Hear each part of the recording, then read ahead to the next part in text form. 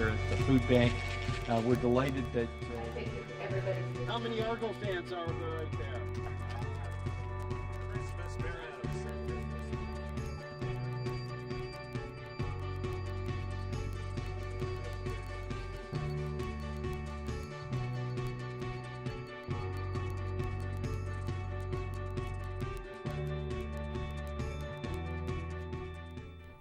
Hi, I'm Rob Adams, Mayor of the Town of Orangeville, and welcome to this show on Rogers TV called Your Orangeville. I'm delighted to welcome the residents of Orangeville here today, and seeing as it's Orangeville's sesquicentennial, our 150th birthday, I thought it would be a good opportunity for us this show to spend some time talking about the town's rich history. And to talk about the town's history, you have to have real experts, people who know a lot about the community. They know the real history and the fabric of the community. And so I brought with me today a very special guest and my co-host, Lynda Addy. Lynda, welcome. Glad to be here. Yeah, I'm delighted to have you here today. And you've been involved in our local LACAC for how many years now? Well, since 1988, so 25 years. Wow, 25 years, Yes. Yeah. And you lived in Orangeville for 30 years. Almost 30 years, So yes. you got involved at a very early stage. Yes.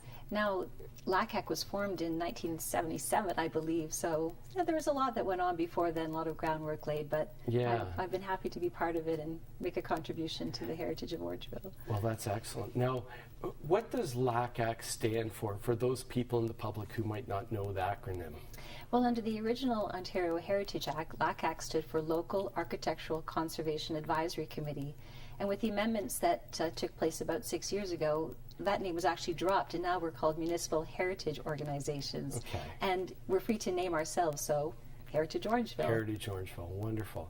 Now, Lynda, you have done so many things over the years to promote and preserve the town's heritage, and one of those things, I remember I was mayor before a number of terms ago, and you and another gentleman, Ted Piggott, convinced me to bring in the facade program to try to improve the facades downtown.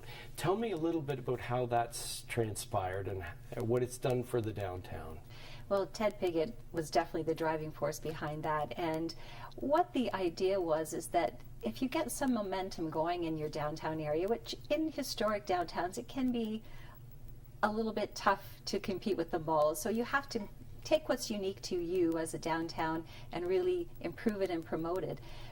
And what we have downtown is a wonderful stock of Victorian buildings.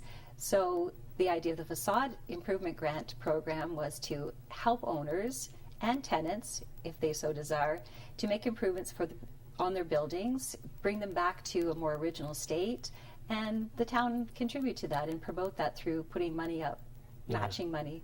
So well, it's made a huge difference in the downtown. Well, it looks fabulous, Lynda. And actually, last weekend I had some business people up looking at the community, and I was taking them for a bit of a tour downtown. And they spoke about every single shop we went to, how the facade was redone, how beautiful it was. And they were very impressed with our downtown and the rich history that we have down there. So congratulations to you and Ted for encouraging me on that, and certainly councils over the year have supported that program. So I wanted to ask you a little bit about how you got involved in history and Heritage Orangeville here in town. Well, I've always had an interest in my own family's personal heritage. I'm a fifth-generation Canadian on both my mom and my dad's side, and when I was a teenager, we went to my great-grandparents' original house in Glen Williams.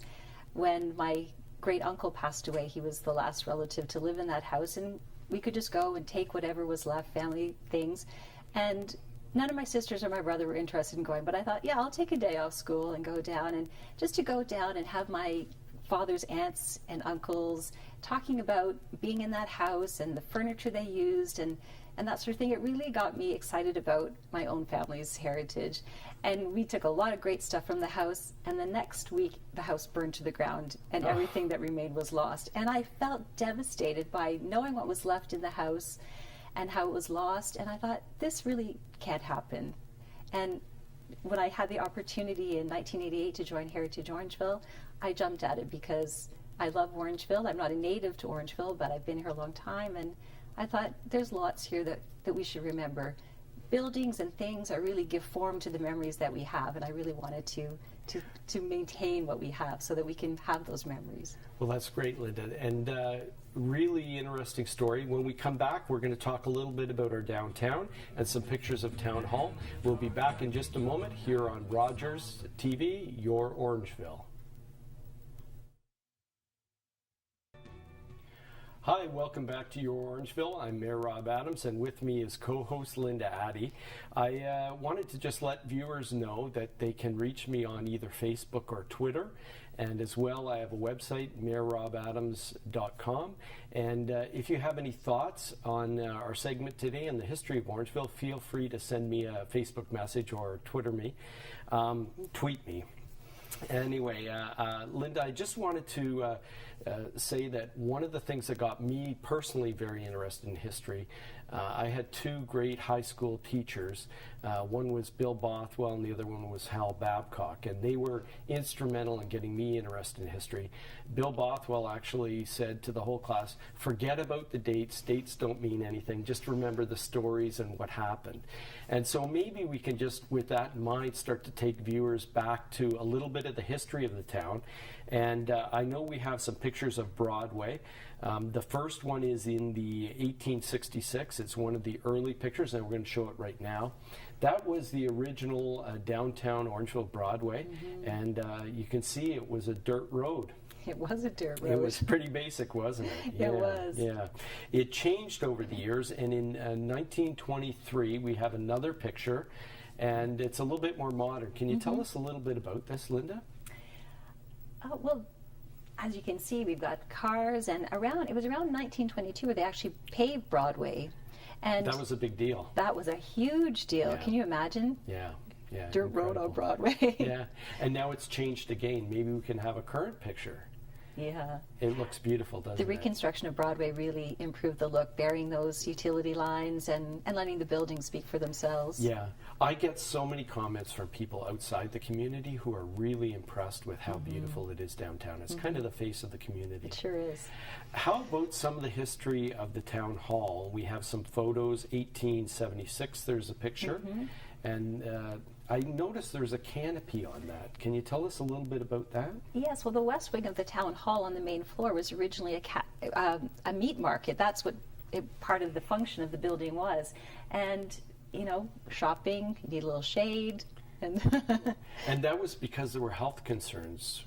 Yeah, I guess up until that point, you know, if you wanted to buy meat and you lived in town, there would be perhaps farmers peddling in the street, that sort of thing. Right. So town council in 1874, when the drill shed where town council meetings used to be held burned down, and town council decided that they would build a new town hall, they decided to make it that multi-purpose building to have a meat market, and they actually passed a bylaw that you could only buy meat in the town hall at that time, in the public market. So it was really a market more than anything, and cattle and all those things down there. In Alexander Park, that was where the stockade for the cattle was. So when you hear someone say there's a lot of bull at town hall, it's more true than you might imagine. Exactly. Okay, and now we have some other pictures. There's a 1956 picture. And this is Town Hall. You can see it doesn't have the cupola up there anymore. And then we have another one in 1993 when you can see it under construction. And there's the clock tower from the post office. And that's now on Broadway. Yes. Yeah, okay. And we have Town Hall as it is now. So you can see it's really evolved. The new addition that was put under Mayor Rose's term on council, and it's really kept the same architecture but got that modern piece on it, but some really good historical flavor there. How about any other interesting stories you might have, Lynda, about the history of town? Well, do you want to talk about the town hall a little more? Sure, tell us a little bit about well, as I said, hall. it was a multi-purpose building, and so the public market where the meat was sold was there. In the lane on the east side, that's where people would come with their wagon loads of grain to be weighed for sale. The mayor's office was where it is now, although it was only half the size because the market clerk had the other half of the office. Oh, really? And then, of course, we know the council chamber was there, and upstairs was the wonderful town hall, which was really a focus for a lot of the social life in town. Right. Now we have a picture. It's a pretty neat one. It's Orange and Sarah Lawrence's, I think it's the original home. Can you tell us a little bit about it? Maybe we can pull up the picture right now, and we can take a look at what their home looked like on John Street, I believe. Well, that is the home where Orange Lawrence was living when he died. It's not his original home. Oh, okay. His original homestead was actually on Amanda Street, and it's been long gone. And actually, if you walk down Amanda Street now on the west side, you'll see some 1950s bungalows, and we think that was the area where his house originally was, and when it was torn down, then more modern buildings were built there. Okay. But Orange Lawrence came to town and took over Griggs Mill, which was the original focal point of all the settlement in Orangeville. Right. Well, excuse me, Lynda, we're going to take a little break now, and we'll be right back with your Orangeville and Lynda Addy. Welcome back to your Orangeville. I'm Mayor Rob Adams. I'm delighted to have co-host Lynda Addy here today. Welcome back again, Lynda. And we have a very special guest. Diana Tracey is a 10-year veteran of Heritage Orangeville. We're delighted to have you here today. Thank you. Yeah. We want to first of all find out a little bit about how you got involved and what interested you in being involved in the history. You know of the what? town. I've always been interested in history. It's one of my passions. And when we came to Orangeville from the city of Brampton, where I was involved in Heritage there, first thing we did was join up with Heritage Orangeville, because Orangeville has such a wonderful, unique downtown and country feel. It's got everything that I think is a positive venue for and a feeling for people. I'm a newcomer, and to me this feels like home. So I'll do anything to protect it. Wonderful. Well, we do have a very rich history in Orangeville, and it's part of the tourist attraction, so we really take advantage of it. But maybe we could just go back in time for our viewers a little bit. And Dodd's Knitting Mill, maybe you could tell us a little bit about it, Lynda, and maybe we can bring up a picture of it right now from when it originally was in town. There it is, right there. Can you tell us a little bit about it? Yeah, well, I hope our viewers recognize it. It's at the corner of Mill and Church Street. And this mill was built by a man, John Dodd, and he did it with the, financial assistance of the town of Orangeville. Through, the 1850s, right up to the turn of the century, Orangeville was going through great growth because of the mills, and then because of the railroad coming to town in 1871, But at the turn of the century, the lumber industry collapsed, and industry started leaving, residents started leaving. So the town council was concerned, what can we do to kind of promote Orangeville again, and offered this grant to Mr. Dodd to bring his factory to Orangeville, and it was a very successful factory, operated for many years. He had contracts to make long underwear for the Canadian Army for both the World Wars. Wow. So it was a very good investment on the town's part. Well, that's great. We're not allowed to do those things anymore. I know. But maybe we can have a picture of it as it is now. It's now an apartment building, and it's really a great... It's been one of the wonderful reuses of a building, and quite often people think, oh, it's better to tear something down and build something new, but this is an example of how you can reuse a wonderful property and make it financially viable. They won an award for the Oh, did it really? Yes. Wow, that's incredible. Now, you have been working very hard, Heritage Orangeville, and the two of you and a whole host of other people, putting together a real keepsake, and that's Footsteps from Our Past. And this is a little bit of, I guess, a walking tour, a historical reference book. And it gives people an opportunity to see a little bit about their town. Can you tell us a little bit about this? Who was involved, and where can we get one of these? Well, they could be picked up at the town hall, and I believe the libraries have copies as well. And also, there's a digital copy that people can access on the town's website. And Heritage Orangeville really wanted to do something substantial to celebrate the 150th anniversary of Orangeville. And actually, Diana was the one who brought a similar brochure that Brampton had done to our attention. We thought, hey, we can do this. And so Diana and I worked on it, as well as Veronica and Ross Hughes and Jeremy. Yep. Okay, Councillor Williams. Councillor Williams, excuse me, we're very casual here. That's okay. And we had great support from town staff, Brittany Kelly in the communications department. And in the book, we have all kinds of interesting pictures of, here's the county building, but there are all kinds of treasures in here, and it tells a little bit about the history of each of the historical points in it. And you can do a little bit of a tour. You've color-coded them in a very smart way. Right. Yeah, that's really, really neat. Now, for the town's 150th, for our birthday bash, we had your help in promoting and putting on some tours. Can you tell us a little bit about those and how were they received? Well, I did 2 tours on the July 6th celebration day, and they were very well received. We had lots of Orangeville residents come, really interested in hearing some of the stories about their town. That was one of the things we really wanted to do with Footsteps, is to not only show the wonderful look of the buildings, but give some background as to who lived there and some interesting stories about them. So we were able to share that in person. Well, that's during the terrific. tours. We'll be right back to your Orangeville with some stories about prime ministers and their connection with the town of Orangeville. So stay tuned and we'll be right back.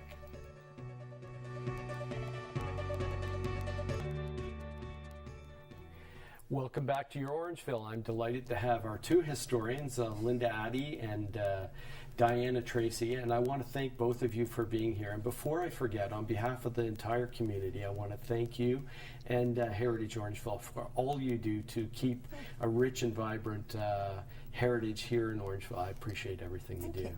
Now, we were going to share with our viewers a little bit about the Prime Minister, so maybe you could tell us. Well, there is, there's so much in this little book that we have, but there's so much more in Orangeville that we couldn't put everything in. And one of the things that I found fascinating, I didn't know, that we have several Prime Ministers with quite good links to Orangeville. Prime Minister Lester Lester Bowles Pearson, who is also a Nobel Peace Prize winner, got his start in politics because of Orangeville. His grandfather was Thomas Bowles, a sheriff, and his uncle and aunt lived at the corner of First Avenue and First Street, and he was influenced by them. And then Oscar Skelton, who was born at 299 Broadway, he was the first Secretary of State of External Affairs and influenced Mackenzie and Bennett prime ministers. So, yeah, got a lot going on in Orangeville. Well, obviously a very politically, but a very rich history. It is. Now, putting together this this book, Footsteps from Our Past, it must have been a lot of work to put this together. You can say that again. Well, it's so well laid out, and in the back they actually have a map of all the locations. I don't know if you can see this. They have a map of it, and there you can see a map showing all the different locations of the different heritage sites throughout the town. Are there any other things that you want to tell us about the tours that are offered, or? Well, each tour can stand alone. Right. As you said, they're color-coded, so each one is about an hour self-guided walking. You know, if you want to spend the day and do all of them, that would be fabulous, but yeah. And if you end up going on any of the guided walking tours that Lynda and I normally do, we do different tours, and they tend to be sometimes a little bit longer. But we did also, besides the birthday bash, we did Doors Open, and we've had people from Richmond Hill and Thornhill, and with their cameras clicking away at all our wonderful buildings. And I think that's really what we're trying to do too. We're trying to promote the tourism factor of Orangeville, because it is a wonderful place to come. Right. Well, and tourism is one of the main drivers of our economy, and if you want to really promote tourism, you have to have a rich history, and you have to be able to promote it. In the case of Orangeville, the town's celebrating its 150th this year. We're actually older than Canada, if you can believe it. But that shows we have a very rich history. Yes. And you've done a fabulous job capturing in this book real treasures in the community so that people can get out with their kids, with their family, with their friends that come to visit and see their town and realize what a rich history we have here. So I want to thank you once again for everything that you do for Heritage Orangeville, and I hope you'll continue to be involved and encourage others, because you know, learning about our history and where we come from and why things operate the way they do is really, really critical to understanding our community. It is. It's part of the future, actually, if you look in the past. It is, yeah. That's right. Well, as a big history buff, I'm excited, and I love the book. I think you've done a great job. Thank you. And once again, people can get these at Town Hall. Any other places they can pick one up? The library, there should be copies library as well. branches, yes. And feel free, if you need a copy, email or Facebook me. It's Mayor Rob Adams at orangeville.ca, and I'm glad to get you one of these and share our rich history here in the Orangeville community. Well, I want to thank you, Diana, and you, Lynda, so much for being here today, and I really appreciate everything that you do. And we're really going to celebrate our history this year. It's our 150th year. So thanks so much for being here on Your Orangeville, learning about our history here in town. Thank you.